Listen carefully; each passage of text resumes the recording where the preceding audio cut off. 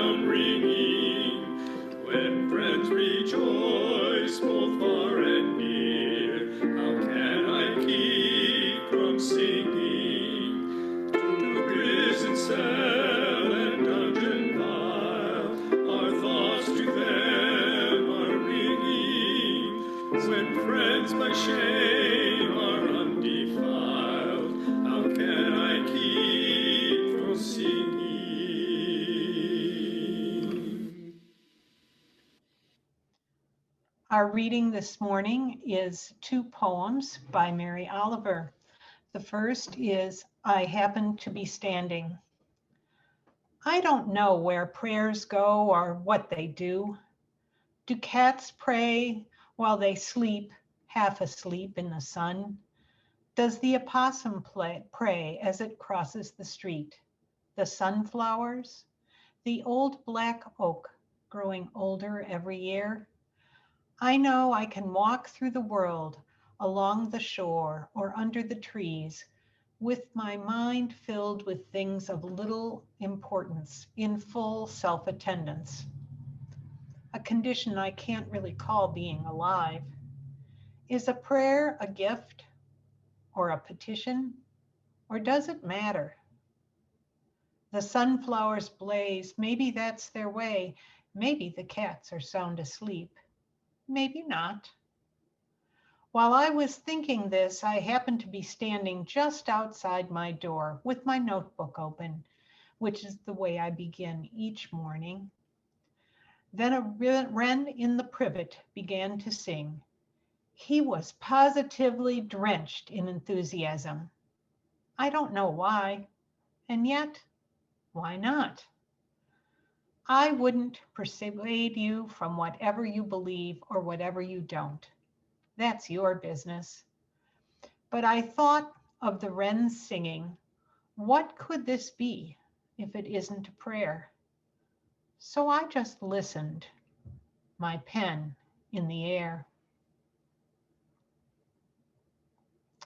And the second one is mindful. Every day I see or hear something that more or less kills me with delight, that leaves me like a needle in the haystack of light. It was what I was born for, to look, to listen, to lose myself inside this soft world, to instruct myself over and over in joy and acclamation. Nor am I talking about the exceptional, the fearful, the dreadful, the very extravagant, but of the ordinary, the common, the very drab, the daily presentations. Oh, good scholar, I say to myself, how can you help but grow wise with such teachings as these? The untrimmable light of the world, the ocean's shine, the prayers that are made out of grass. Now we'll spend a few moments in silence together, letting these poems resonate in us.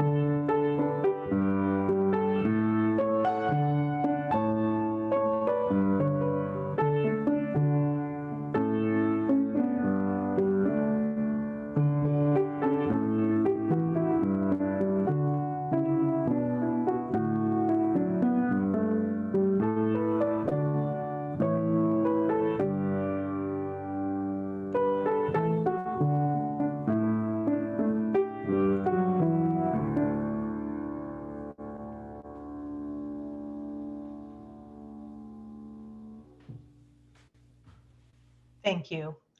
Tanya has prepared a background on Mary Oliver based largely on a 2015 interview with Krista Tippett during the NPR radio show On Being. Mary Oliver was born in 1935 and grew up in a small town in Ohio. She won both the Pulitzer Prize and the National Book Award and published numerous collections of poetry and also some wonderful prose. She lived and wrote for 5 decades in Provincetown, Massachusetts on Cape Cod, and her poetry is vivid with a sense of place. After the illness and death of her longtime partner, the photographer Molly Malone Cook, Mary Oliver lived in southern Florida. Mary died in January of 2019.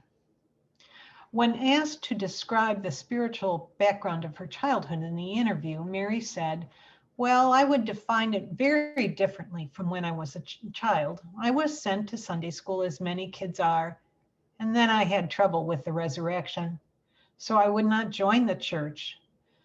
But I was still probably more interested than many of the kids who did enter the church.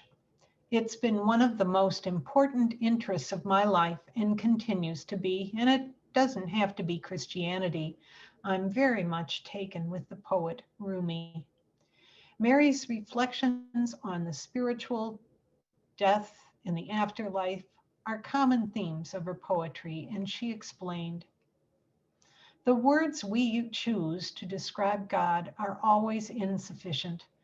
But the question and the wonder is not unsatisfying, and yet it's never totally satisfying, but intriguing. And also, what one does end up believing, even if it shifts, has an effect on the life that you live, the life that you choose to live or try to live. So it's an unanswerable quest that I find endlessly fascinating." And Mary offered that religion is also helpful in people finding a deeper sense of worth and purpose. In her words, that there is something that has to do with all of us that is more than all of us are. Mary described how poetry has a different kind of attraction than literature. She shared with Krista, "I think it's the way it's written. It's the fact that it has been communal for years and years and years. Poetry has enticements of sounds that are different from literature. It's easier for people to remember. People are more apt to remember a poem and therefore feel they own it and can speak it to themselves as you might a prayer.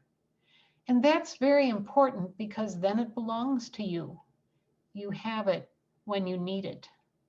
And poetry is certainly closer to singing than prose. And singing is something we all love to do or wish we could do." Near the end of her interview, Mary Oliver paused and offered that although she was 80 years old, the poems keep coming.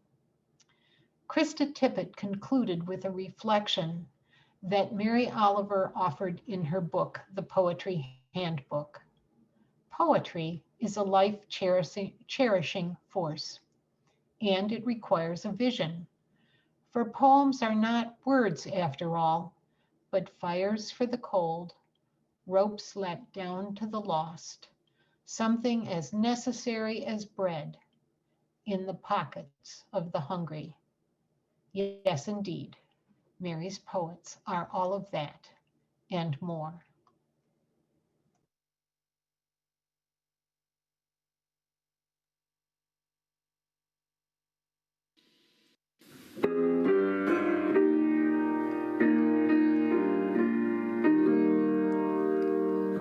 We would be one as now we join in singing our hymn of love to pledge ourselves anew to that high cause of greater understanding of who we are and what in us is true.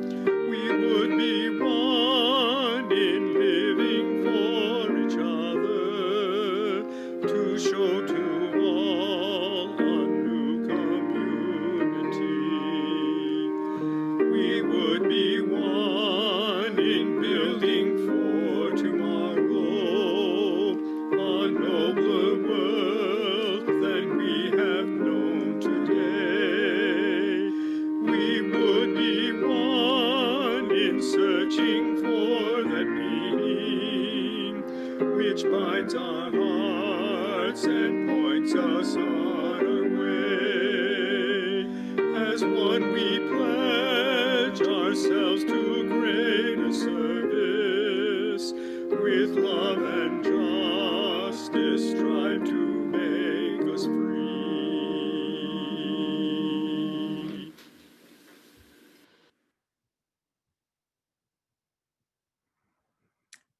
And then I had trouble with the resurrection, so I would not join the church.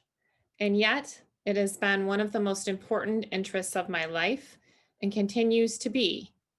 What one does end up believing, even if it shifts, has an effect upon the life that you live, the life you choose to live or try to live. So it is an unanswerable quest that I find endlessly fascinating. How many of you nodded your head in agreement when you heard Mary Oliver's childhood views of religion? Both her curiosity of the spiritual and her inquisitive approach to defining God are present in so many of her poems. It certainly correlates to our principle number 4, to affirm and promote a free and responsible search for truth and meaning. And of course, she writes so much about the natural world and the interdependence with it, which aligns with our 7th Unitarian Universalist principle, respect for the interdependent web of all existence of which we are a part. In the book of Prose Upstream, Mary ponders, do you think there is anything not attached by its unbreakable cord to everything else? There is such a deep connection between our principles as Unitarian Universalists and what Mary writes about, which likely explains why she's been incorporated into so many Unitarian Universalist worship services. However, when I wrote this sermon, which for the first time I gave it, I wrote it back in January of 2018, I really tried to dig into what makes her so beloved to me and to so many others. As I was digging around in this, I stumbled onto another's description of what I personally feel when I read or listen to Mary Oliver, and I offer it as it may serve as an explanation for others. I listened to an interview of Mary by Coleman Barks, who is a poetry scholar. He's well known for his translations of the poet Rumi. Coleman summed up his deep connection to Mary's work by saying, I consent to each line of Mary's writings, my inner voice saying, yes, yes, yes. And this struck such a chord in me because when I read her poetry and listen to her poetry, I just am amazed at how she lyrically and concisely describes the reflections I've had in my life and the questions that puzzle me most in life. And I think, how did she get inside my head? And I recall the first poem of Mary's that drew me in. This is a pretty well-known one. It's called The Journey, and it came into my life during a time of difficult transition. Here's a short bit of the journey. There was a new voice which you slowly recognized as your own, that kept you company as you strode deeper and deeper into the world, determined to do the only thing you could do, determined to save the only life you could save. I carried Mary's poem with me and I read it over and over again. It belonged to me and it gave me courage on the harder days. I was really fascinated, but really not surprised to learn that Mary feels a similar bond to the work of other writers. Mary describes, wherever I've lived, my room and soon the entire house is filled with books, poems, stories, histories, prayers of all kinds stand up gracefully or are heaped onto my shelves, on the floor, on the bed, strangers old and new offering their words bountifully and thoughtfully, lifting my heart. But wait, I've made a mistake. How could these makers of so many books that have given so much to my life, how could they possibly be strangers? And when I was preparing this sermon, I was interested to read and hear that she structures her poetry intentionally to draw us into the experience. She describes her use of the pronoun I, which is prevalent in most of her work, in this way. And I always wanted the I. Many poems are of my poems are I did this, I did this, I saw this. I wanted all of you, the I, to be the possible reader rather than myself. It was about an experience that happened to be mine, but could well have been anyone else's. And that was my feeling about the I. I've been criticized by one editor who felt that the I was an ego. And I thought, no, well, I'm going to risk it and see. And I think it worked. It enjoined the reader into the experience of the poem. I became the kind of person who did the walking and the scribbling, but shared it. That way it can belong to them and they can take it with them. Mary's attention to using the pronoun I to create a sense that the reader is fully part of the experience is just one more reflection of her devotion to us. And in Mary's words, attention is the beginning of devotion. Mary also describes a belief that she holds and exhibits in her work that attention without compassion, without emotion, is merely a report. And reports are for field guides, not poets. One can imagine how the specificity of Mary's accounts of birds, fox, trees could read as field guides if the compassion and devotion were not palpable, but they are. And I think about what difference we can make by living in this way, by embodying this philosophy that attention is the beginning of devotion. You've seen it, right? You've lived this way in moments of your life. We all have. Maybe Mary's poetry can nudge us to embrace this more fully. As I prepared this sermon in the winter of 2018, I had this experience through work to witness attention and devotion in a community health worker in Columbus, Ohio. His name is Ben. And Ben cared for a gentleman, Harry, who lived in a homeless camp in the outskirts of the city. So a little bit about Ben. He's 30, he was in the military, he's tall and he's fit. He has this deep sense of confidence, but yet also very approachable and likable. And his job is to help Harry and others living like Harry to get access to social services in Columbus and to help Harry navigate the healthcare system. So we go to Harry's tent where he's living, and we traveled off road, and we were in this Jeep, and we left the Jeep at the railroad tracks, and we walked about a quarter of a mile underneath the freeway overpasses to this wooded area where Harry lived with his partner. And Ben announced our arrival in the camp by saying, "Good morning, it's Ben from Mount Carmel Outreach. Anyone awake?" On this particular morning, it was about 30 degrees and a light sprinkling of snow had covered the ground. Harry came out of his tent slowly and cautiously, and he was assessing who was there. He was wearing several layers of clothing, and he was so glad to see Ben. You could just see it in his face and his expressions. And Ben asked Harry, "Hey, what can I get you today? What do you need? I'm going to be back this afternoon to take you to your doctor's appointment."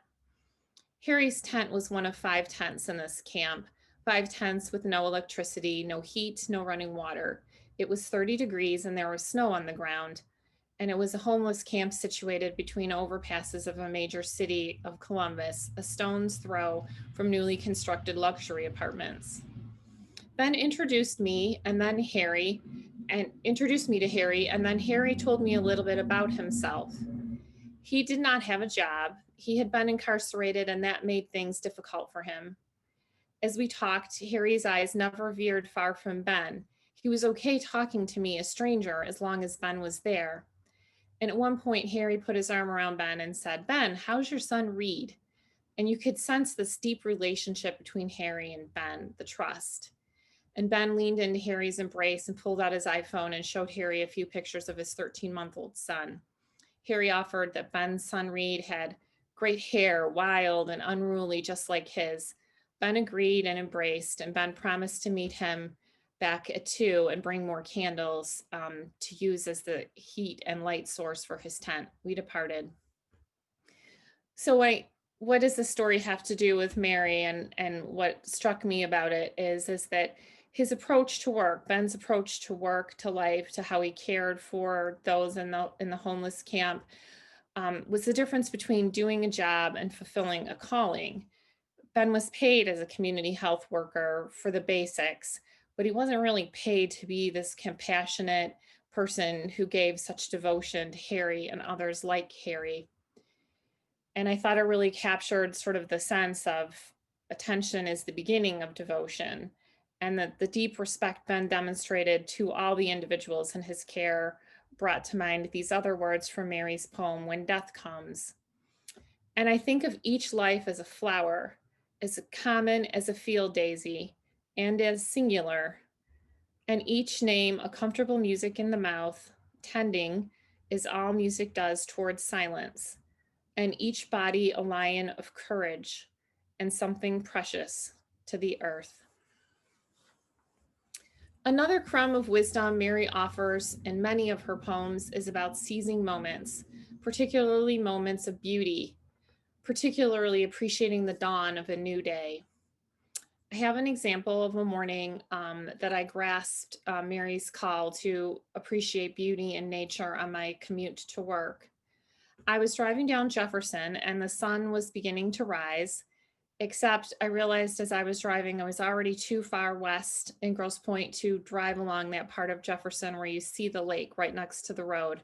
So I was going to miss the sunrise, and I could sense it was going to be a beautiful one. For a minute, I was frustrated, I missed it, and then I realized, oh, well, wait, I'm going to drive past Belle Isle, and couldn't I see the sunrise from there? Sure, it meant I would be late to work, but how long could it really take? 15 minutes?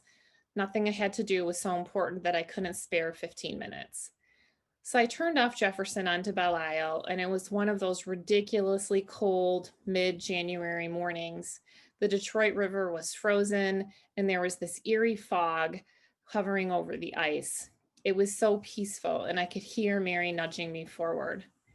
When I got to this particular desolate part of the park right along the river, I got out of my car, and the view captured in this photo which you can see now on the screen.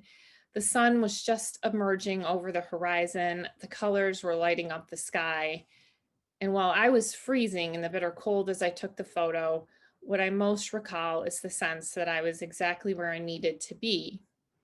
What I might have missed if I had just driven to work, blaming obligation for how I chose to spend my morning. And in Mary's words, and that is just the point, how the world, moist and beautiful, calls to each of us to make a new and serious response. That's the big question, the one the world throws at you every morning. Here you are alive.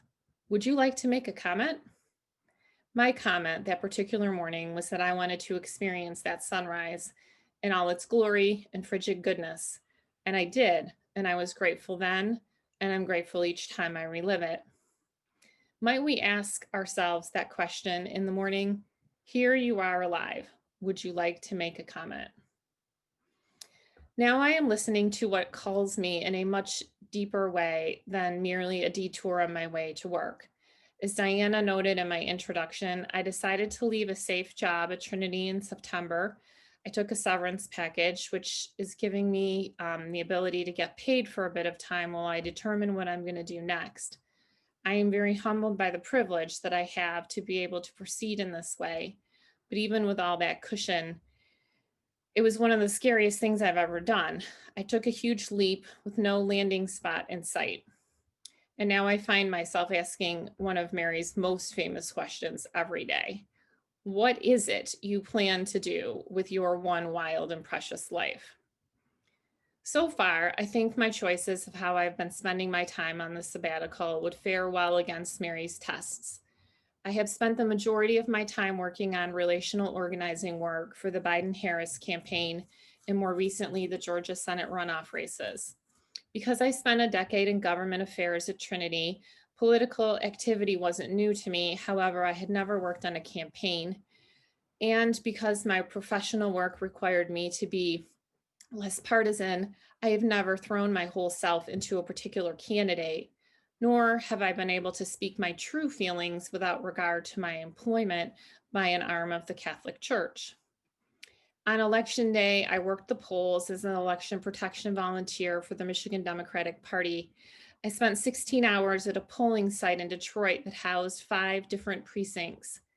I witnessed the casting of ballots all day long, but there was one encounter that I had that day that stands above all the rest. It was late in the day, and I was standing in the entry of the gym. Because there were 5 different precincts in this gym, oftentimes voters didn't know which precinct was theirs and needed to be directed. And I was approached by this tall, muscular man. He must have been over 6'3", and he stood in the doorway and he looked confused and uncertain about where to go. And I approached him warmly, trying to hold the smile in my eyes as my mask covered my mouth, but he looked at me very skeptically. I had experienced this type of dubiousness much of the day, as I really suspect that my whiteness did not seem inviting in this setting. I offered to help him, asking him a question I had asked so many times that day. Do you know which precinct is yours? And he looked at me and he spoke with a quiet, unsteady voice, and he said, no, I don't know my precinct. I've never voted before. Actually, I'm not sure I can vote because I was in prison for the last several years. He paused and he added, but my mom said I could vote and she told me to come and that it was important.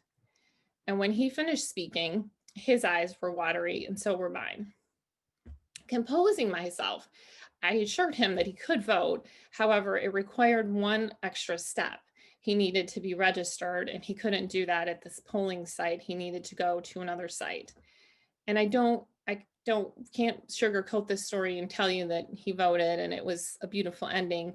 I don't know, because he was directed and hopefully that's what he did. But what I know in that moment is I learned more about the sacredness and the dignity embedded in a person's ability to vote than I ever knew before. And now as I say this story, I can hear Mary's words. Pay attention, be astonished, and tell about it. Something in this world is calling to me to make my next career about righting injustices. I don't know where this path will take me, but I know that one thing, that I am making the decisions myself and I am accountable. And I'm trying my hardest to live this last bit of wisdom from Mary. And that I did not give the responsibility for my life. It is mine. I made it. And I can do with it, live it, give it back, someday without bitterness to the wild and weedy dunes. A true life built, and all because I was steadfast about 1 or 2 things: loving foxes and poem, the blank piece of paper, and my own energy. Namaste.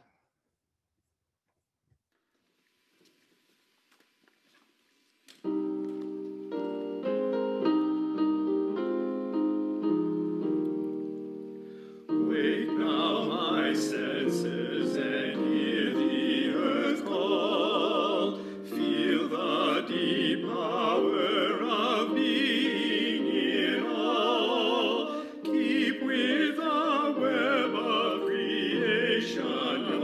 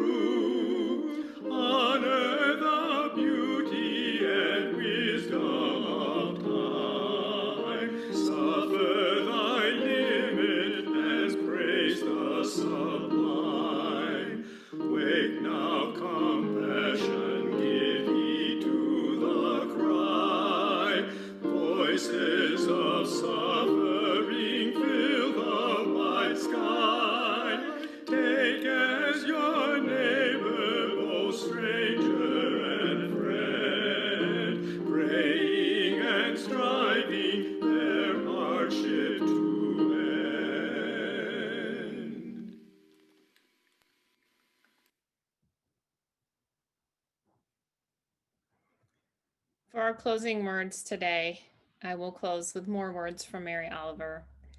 Now go and live so that when it's over, you can say, all my life, I was a bride married to amazement. I was the bridegroom taking the world into my arms. So that you can say that you have made of your life something particular and real, whatever that may be. May it be so.